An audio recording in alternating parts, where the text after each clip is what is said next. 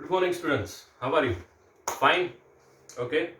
So दो lecture हो गए हमारे इस चैप्टर के, और एक JEE का लेक्चर भी मैंने सेंड किया है। उसमें मैंने आपको क्वेश्चन आंसर्स भी सेंड किए और उस चैप्टर के रिलेटेड अब देखो मैं सबसे पहले एक डिस्कस कर लेता हूँ। सपोज कि अभी हमारे फिजिक्स में 11, 12 साइंस कंबाइन करके टोटल 15 + 14 मतलब 29 चैप्टर है या 30 चैप्टर है सपोज। ओके, तो JEE में ऐसा नहीं होता है भाई।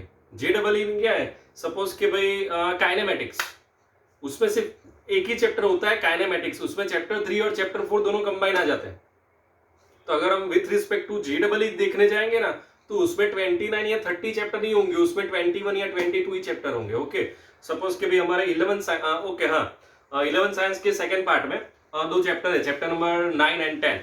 Okay, property of solid and property of fluid, liquid, और उस हिसाब से। ओके, तो JEE नीट में दोनों चैप्टर कंबाइन है। सपोज कि भी हमारे last 2 chapter waves and oscillations, तो JEE नीट में दोनों चैप्टर कंबाइन ही है भाई, वेव्स एंड ऑसिलेशन एक साथ में ही है। 12th में भी ऐसे फर्स्ट 2 चैप्टर है 12th में जो JEE नीट में कंबाइन है। ओके, फिर 12th में वो ऑप्टिक्स भी आता है पार्ट 2 में, ray optics, wave optics. Okay, so in JEE NEET both the chapter are combined optics, बस उसमें वेव ऑप्टिक्स भी आ गया एंड रे ऑप्टिक्स भी आ गया। ओके, तो मैंने जो आपको PDF सेंड की है उसमें दोनों combined portion, property of solid and fluid, okay, liquid and solid, solid and fluid, मतलब वो दोनों कंबाइंड है, मतलब 9, 10 का कंबाइंड है। ठीक है, तो आप उस हिसाब से देखना। ओके, मैंने अभी आपको सिर्फ क्वेश्चन आंसर सेंड किया, आप लोग सॉल्व करना। मैं आपको 1 वीक का टाइम देता हूं, लेकिन सब एक साथ नहीं होंगे, धीरे धीरे जैसे आगे थियरी होती जाएगी वैसे आपको सॉल्व करना है। ओके, क्योंकि अभी सिर्फ 2 लेक्चर हुए तो उतने सारे क्वेश्चन सॉल्व नहीं होंगे आपसे। ओके, जैसे जैसे आगे आगे थियरी बढ़ती जाएगी तब उसके बाद आप सॉल्व कर पाएंगे एग्जैक्टली। तो अभी आज के लिए सिर्फ एक काम करना कि भी जो आपको मैंने जो क्वेश्चन आंसर करा है ना, सिर्फ वही करना। नेक्स्ट लेक्चर से हम आगे का ट्राई करेंगे। ओके, अब के लिए, तब तक के लिए सिर्फ आपको देखना है, कुछ सॉल्व नहीं करना है, सिर्फ समझना है कि क्या करते हैं, कैसे करते हैं वो सब। ओके, तो आज एक बहुत बड़ा सा अच्छा सा टॉपिक है, तो वो स्टार्ट कर रहे हैं सबसे पहले। Done, ready? हमारा लास्ट था पोर्शन जिसमें हमने किया था वो हाइड्रोलिक लिफ्ट वाला किया था, उसके बाद न्यूमेरिकल्स किए थे सब। ओके, तो अभी हम नेक्स्ट पोर्शन स्टार्ट कर रहे हैं, स्ट्रीमलाइन फ्लो और इक्वेशन ऑफ कंटिन्यूटी। तो स्ट्रीमलाइन ऑफ फ्लो मतलब वो कोई टॉपिक नहीं है, लेकिन वो कॉन्सेप्ट है, तो वो थोड़ा समझ लेते हैं, और उसके बाद स्टार्ट कर रहे हैं हम इक्वेशन ऑफ कंटिन्यूटी। वो अच्छा सा टॉपिक है, बहुत अच्छा। Okay, done.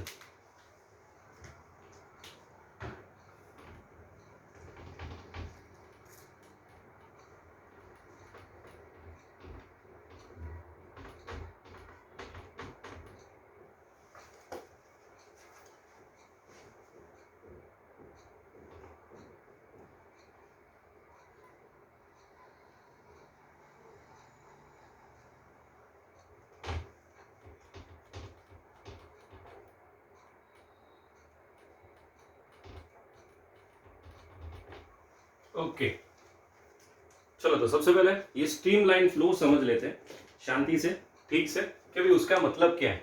ओके, बहती हवा सा था वो, नहीं मैं गाना नहीं गा रहा, वो कॉन्सेप्ट इसमें यूज होगा इसलिए। सपोज आपने वो झरना को देखा होगा, कौन झरना, कौन, वो पानी वाला होता है ना वो। ओके, तो सपोज वो मोशन कर रहा है, तो उसमें सपोज कि हम कोई स्पेसिफिक पोर्शन लेके, सपोज 5 मिनट, तो 5 मिनट के पोर्शन तक वो सेम स्पीड से जाएगा।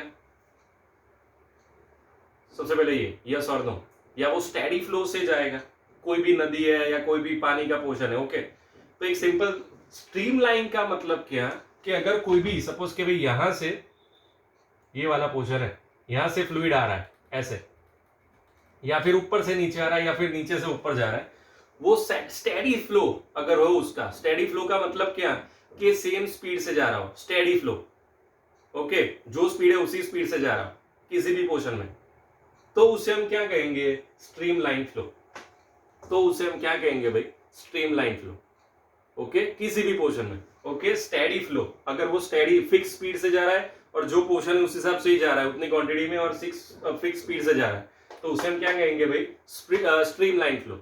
उसके बाद मैंने 2 लिखा है, critical speed and turbulent. Turbulent flow मतलब क्या, सबसे सबसे पहले इससे पहले ये देख लेते हैं क्रिटिकल स्पीड। ओके, तो जो नॉमिनल स्पीड है, मतलब कि चलो भैया यहाँ पे मैंने इसकी स्पीड सपोज हमने मेजर की कि 5 मीटर पर सेकंड की स्पीड से जा रहा है। ओके, और सडनली उसकी स्पीड 10, 50, 100 ऐसी हो जाएगी, तो उसे हम क्या कहेंगे, क्रिटिकल स्पीड। क्यों, क्योंकि नॉर्मली वो किस स्पीड से जा रहा था भाई, 5 मीटर पर सेकंड की स्पीड से। लेकिन अगर सडनली कुछ हुआ, ओके सपोज कोई फोर्स आ रहा है, कोई प्रेशर आ रहा है, या फिर आउटर सरफेस का जो भी चेंज हो रहा है उसकी वजह से कुछ चेंज हो रहा है और उसकी स्पीड बहुत ज्यादा बढ़ गई, तो उस स्पीड को हम क्या बोलेंगे भाई, क्रिटिकल स्पीड। ओके, और टर्बुलेंट फ्लो मतलब क्या, अगर कोई भी फ्लूइड का फ्लो क्रिटिकल स्पीड से ज्यादा हो रहा है और उसका फ्लो स्टेडी नहीं है, इट्स नॉट स्टेडी, और क्रिटिकल स्पीड से भी ज्यादा स्पीड से जा रहा है, तो उस ऐसे फ्लो को हम क्या बोलेंगे भाई, टर्बुलेंट फ्लो। ऐसे फ्लो को हम क्या बोलेंगे भाई, टर्बुलेंट फ्लो। ओके, तो सबसे पहले one more time, streamline flow. Streamline flow मतलब क्या, कि भाई अगर हम फ्लो कर रहे हैं, उसकी स्पीड फिक्स है, पूरे पोर्शन में, पूरी जर्नी में वो फिक्स स्पीड से जा रहा है, फिक्स स्टेडी फ्लो हो रहा है, तो उसे हम क्या कहेंगे, स्ट्रीमलाइन फ्लो। क्रिटिकल स्पीड मतलब जो स्पीड थी वो सडनली चेंज हो जाती है, बहुत ज्यादा हो जाती है, तो हम क्या बोलेंगे, क्रिटिकल स्पीड। और टर्बुलेंट फ्लो मतलब क्या, क्रिटिकल स्पीड से भी ज्यादा स्पीड से जा रहा है और कुछ भी स्टेडी नहीं है, अनस्टेडी है। ओके, तो हम क्या बोलेंगे उसको भाई, टर्बुलेंट फ्लो। ओके, तो ये सब टेक्स्ट बुक में लिखा है। आपको ये लेक्चर मिलने से पहले आपको वो पूरी नोट्स मिल जाएगी इस चैप्टर की। ओके, डन जे। तो ये था आपका, ये सिर्फ एक्सप्लेनेशन और डेफिनेशन के लिए यूज होता है। कौन कौन, streamline flow, critical speed and turbulent flow. अब से अभी इसके बाद जो टॉपिक कर रहे हैं, इक्वेशन ऑफ कंटिन्यूटी 3 मार्कर, वो एग्जाम में आता है, ये 1 मार्कर में आ सकता है। ओके, तो एक बार देख लो ध्यान से, उसके बाद आगे अभी हम आगे स्टार्ट करें।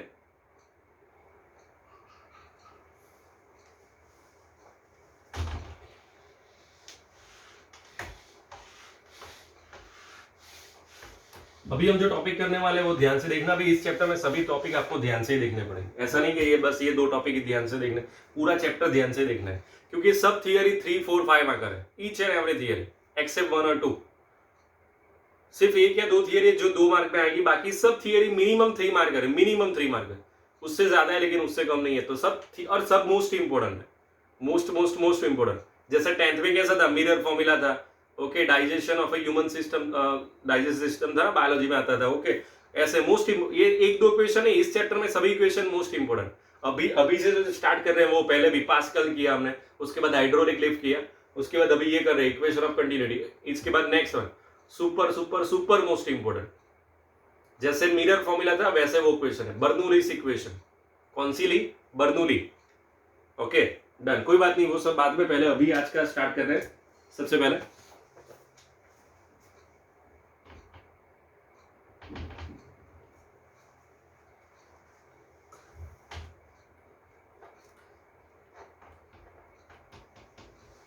Equation of continuity.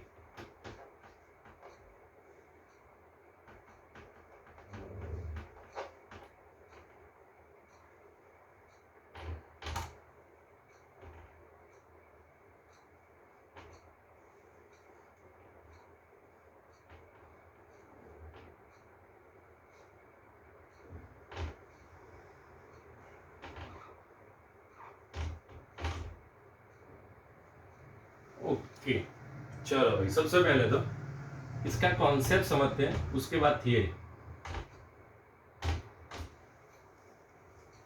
सबसे पहले इसका कॉन्सेप्ट समझते हैं, उसके बाद थियरी। फर्स्ट ऑफ ऑल कि भाई कोई फ्लो हो रहा है, उसका हमने ये पोर्शन कंसीडर किया, इतना ही portion, so it is a streamline flow.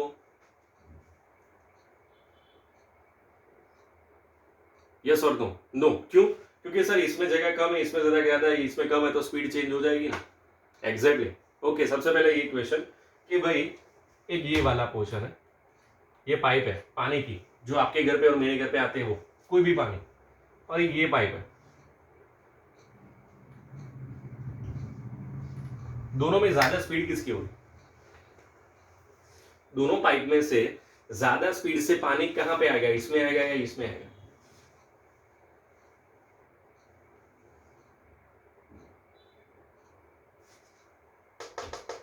ऊपर वाले में। क्यों? क्योंकि एरिया कम है ना, इसलिए। एरिया कम तो स्पीड ज्यादा, क्योंकि एक सिंपल लॉजिक है, दोनों पाइप में प्रेशर तो सेम ही लगने वाला है। पूरी मोटर में पूरी बिल्डिंग में मोटर तो एक ही है, ठीक है, तो प्रेशर सेम लगेगा दोनों के ऊपर। अभी एरिया कम है यहाँ पे, सपोज यहाँ पे प्रेशर लग रहा है दोनों के ऊपर 10 पास कर, ओके, तो यहाँ पे एरिया कम है, यहाँ पे एरिया ज्यादा है, तो इसकी स्पीड इतनी ज्यादा नहीं होगी क्योंकि उसके पास सफिशिएंट एरिया है, लेकिन यहाँ पे उसे स्पीड ज्यादा करनी पड़ेगी क्योंकि इसके पास एरिया नहीं है। ओके, एक सिंपल लॉजिक, सपोज एक छोटी सी सीढ़ी और एक बहुत बड़ी सीढ़ी है, अभी 10 लोगों को एक साथ भेजना है, ओके, तो छोटी सीढ़ी है तो उसमें धक्कम धक्की बहुत होंगे, क्यों? क्योंकि बहुत कम जगह है, और अगर बड़ी सीढ़ी है तो इजीली जा सकते हैं सब, यहां से भी जा सकते हैं, यहां से भी जा सकते हैं, आज जा सकते दोनों, simple logic. Okay, so physics is everywhere, done. इसमें स्पीड ज्यादा होगी, यही कॉन्सेप्ट इसमें यूज करने वाले हैं, सपोज PRQ। ओके, तो अभी हम थियरी स्टार्ट कर रहे हैं। As shown in the figure, we have a flow of a fluid, here we have to consider 3 different point PRQ at a point P। 1 second, मैं थोड़ा लिख के आपको समझाता हूं, ज्यादा समझ में आएगा, ये सब कथा लिखनी है भैया। ओके, हियर वो जो सबसे पहले कथा बोली वो, here the area of the 3 point respectively AP, AR, AQ,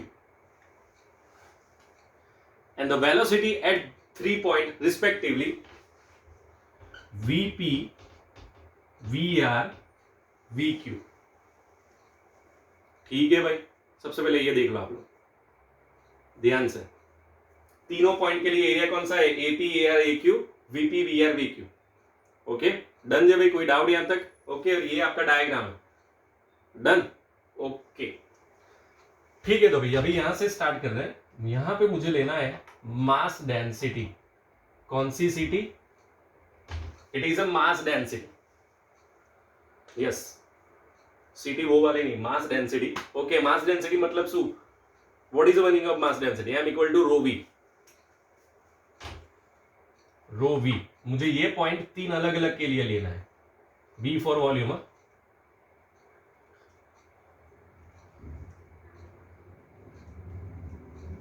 volume की जगह पे मैं एरिया इंटू लेंथ लिख रहा हूं।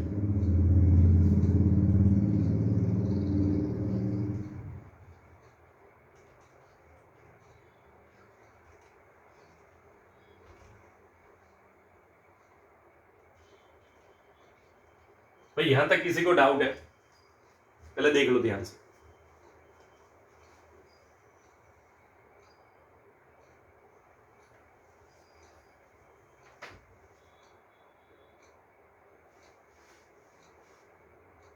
एक और बात स्टार्ट कर रहे हैं जल्दी से। As shown in the figure, it is a flow of a fluid at 3 different point PRQ। Next point, the area of this point respectively are AP, AR, AQ. The velocity at these 3 points are respectively VP, VR, VQ. Okay, here we have to take the mass density for these 3 points. Okay, that is rho P VP, rho R V R is equal to rho Q V Q. और यहाँ पे capital V मतलब क्या है भाई? Volume. और मैंने यहाँ पे वॉल्यूम की जगह पे क्या लिख दिया? Area into length. ओके, चलो यहाँ तक किसी को डाउट नहीं है? कंफर्म? ओके, अभी आगे जा रहे हैं। अभी आगे ये है कि भाई velocity equal to distance upon time, so distance equal to velocity into time. तो यहाँ पे मैं लेंथ की जगह पे डिस्टेंस कंसिडर कर रहा हूं, तो उसकी जगह पे हम क्या लिखेंगे? Velocity into time.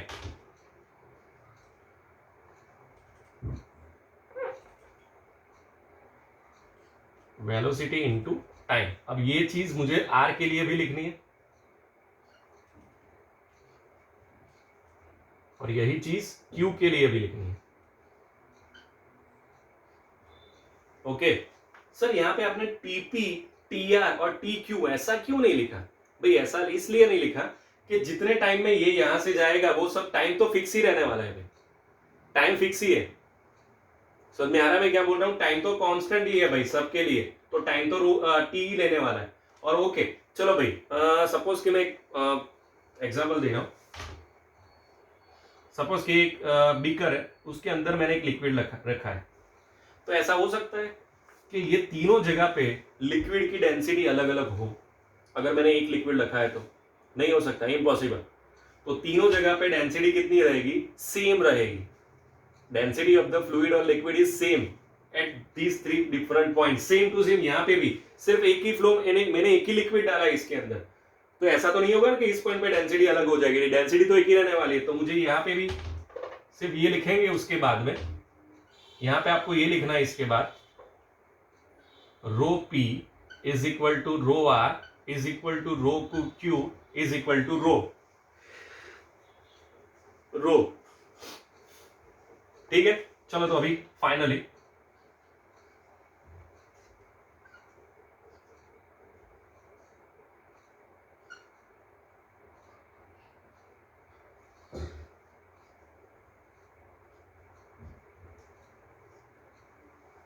ये इक्वेशन है मेरे पास अभी, और मुझे अब भी के अब भी इसका आंसर चाहिए। अब भी के अब भी, यस, अब भी के अभी।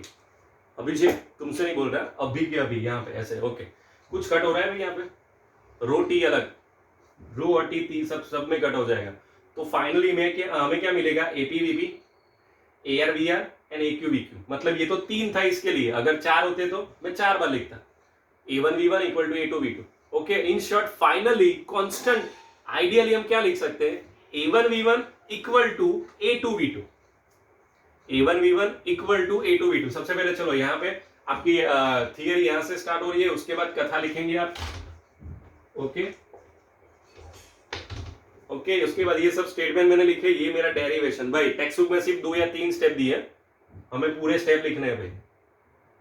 आधे आधे स्टेप में मार्क्स भी आधे हो जाएंगे आपके। ओके, हमें पूरे स्टेप लिखने हैं, तभी आपको फुल मार्क्स मिलेंगे। टेक्स्ट बुक सिर्फ समझने के लिए, उसको एग्जीक्यूट करने के लिए आपको पूरा डेरिवेशन करना पड़ेगा। ओके, तो यहां तक हो गया। अभी इसके बाद नेक्स्ट स्टेप में यहां पे ऐसा है, ये रहा, सपोज मैं इसको यहां से कैंसिल कर रहा हूं। ओके, तो चलो भाई नेक्स्ट स्टेप ये हो जाएगा, APVP is equal to ARVR is equal to AQBQ।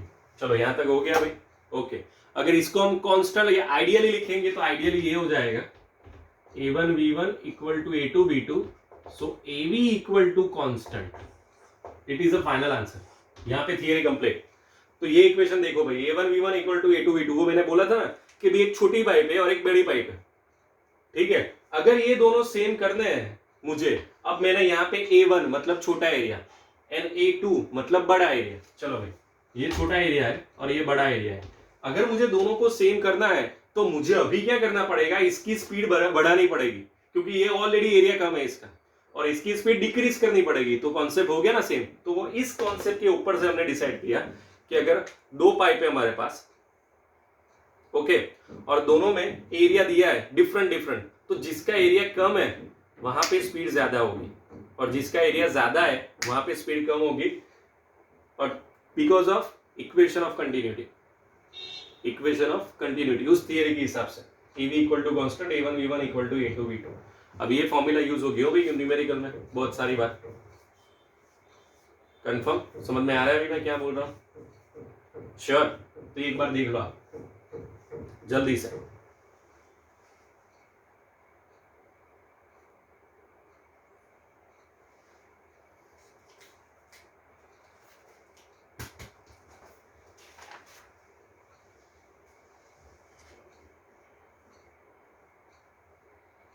Okay, इसके एक न्यूमेरिकल देख रहे हैं सबसे पहले तो, और उसके बाद आगे कर रहे हैं जो भी करना है हमें वो। ठीक है, so first of all exercise page number 272 वो अभी हम कर रहे हैं।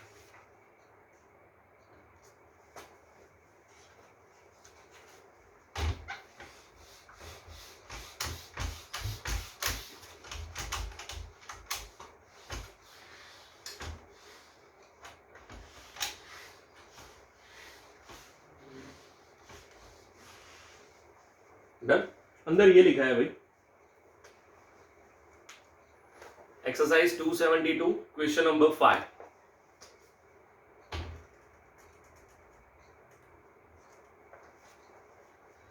50 kg girl wearing high heel shoes balance on a single heel. Superb, great. The heel is circular with the diameter of 1 centimeter. Okay, so diameter 1 centimeter, so radius 0.5 centimeter. तो यहाँ पे हम लिखेंगे 0.5 into 10⁻² metre, so 5 into 10⁻³ metre radius में. Okay, तो अभी what is the pressure exerted by the heel on the horizontal floor. Okay, mass कितना दिया था उस गर्ल का भाई, 50 किलोग्राम. तो प्रेशर चाहिए P equal to F by यहाँ पे mg और यहाँ पे πr².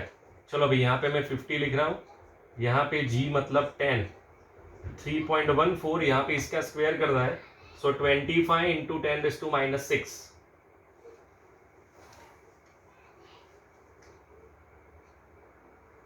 ठीक है, बस तो इसे सॉल्व कर दो, आपका आंसर आ जाएगा.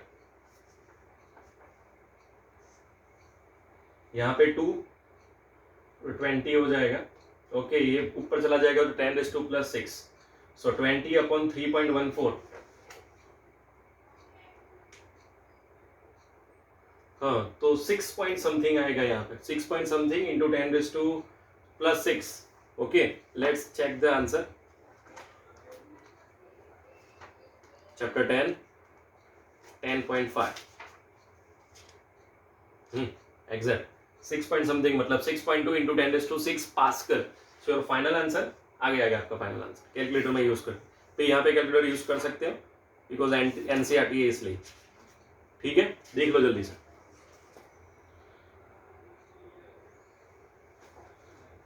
ओके, चलो भैया, अभी next topic, one of the my most favourite topic of 11th science, not for this chapter only but for 11th science का बहुत अच्छा टॉपिक है. मोस्ट इंपोर्टेंट मतलब उसके चांसेस बहुत ज्यादा है कि भाई आपकी हर एग्जाम में ऑलमोस्ट आएगा 5 मार्क में, 10 में से 5 एग्जाम में एटलीस्ट आएगा, और फाइनल एग्जाम में तो बहुत पॉसिबिलिटी है आपकी आने के लिए. टॉपिक का नाम है बर्नौली. कौन सी ली? Okay, which one? Bernoulli equation. बहुत अच्छा टॉपिक है. ओके भाई, उसे हमें टेक्स्ट बुक के हिसाब से, सिर्फ क्योंकि टेक्स्ट बुक में मैंने बोला ऐसा ही कि हर चैप्टर में ऑलमोस्ट बहुत सारे ऐसे टॉपिक है, 50% ऐसे टॉपिक है टेक्स्ट बुक में जिसमें डेरिवेशन वो लोग डायरेक्ट करते हैं. अगर यही चीज अगर हम एग्जाम में करेंगे ना तो हमें पूरे मार्क्स नहीं मिलेंगे, क्योंकि 5 मार्क के टॉपिक होते हैं और वो सिर्फ 4 स्टेप में तो कंप्लीट कर देते हैं, तो नहीं हो सकता. तो हमें पूरा डेरिवेशन करना पड़ेगा. तो नेक्स्ट लेक्चर में हमें वो टॉपिक करना है, सिर्फ एक ही टॉपिक करना है और कुछ नहीं, नथिंग एल्स, सिर्फ एक टॉपिक, क्योंकि वो पूरा लेक्चर सिर्फ एक टॉपिक में चला जाएगा एटलीस्ट. ओके, और मैं चाहता हूं कि उस लेक्चर में आप जैसे ही हमारा टॉपिक यहाँ पे कंप्लीट हो, मैं यहाँ पे खड़ा रहूंगा यहाँ पे 5 मिनट और 10 मिनट तक, ऐसे ही आपको ऑन द स्पॉट वो लेक्चर आप जब भी अटेंड कर रहे हो ऑन द स्पॉट उसी टाइम आपको वो टॉपिक अपने आप ओरली लिखना है. यस, मैं वेट करूंगा आपकी, really I mean it. Okay, मैं 10 मिनट यहाँ पे खड़ा रहूंगा, मैं पूरा टॉपिक आपको ऐसा समझा दूंगा, पूरे अच्छे से लिखा भी दूंगा आपको, लेकिन ऑन द स्पॉट आपको कुछ देखे भी ना, सिर्फ मैं यहाँ पे आपको देखने के लिए 5 मिनट दूंगा कि चलो भैया आपको जो भी देखना है देख लो, फिर स्टार्ट कर दो. मैं वेट करूंगा. मैं हर जगह पे ऐसा ही करता हूं, लेकिन इस बार ऐसा पॉसिबल नहीं है, लेकिन हम यहां से तो कर सकते हैं ना. ओके, हर बार जहां पे भी मैंने ये टॉपिक करवाया है पिछले 10, 12, 15 साल में, हर बार मैंने ऐसा ही किया कि ऑन द स्पॉट में उसी दिन जब ये टॉपिक कर रहा था उसी दिन मैं सबको अपने सामने लिखवाता हूं. ओके, तो हम इस बार भी यही करने वाले हैं इस टॉपिक के लिए स्पेशली. तो बी मेंटली रेडी, बहुत अच्छा टॉपिक है. Okay, one more thing, ready मतलब हार्ड टॉपिक नहीं है, लेंथी भी नहीं है. ओके, कोई मुश्किल नहीं है, सिर्फ उसकी मतलब कॉन्सेप्ट के हिसाब से जाना है बस, और कुछ प्रॉब्लम नहीं. ठीक है, सो मेंटली रेडी रहना. ये था हमारा इस लेक्चर के बाद के लेक्चर में हम जब भी मिलेंगे तब वो टॉपिक कर रहे हैं बर्नौलीज इक्वेशन. बहुत अच्छा टॉपिक है, बहुत मजा आएगा आपको. ठीक है, okay, so see you in the next lecture. Bye bye.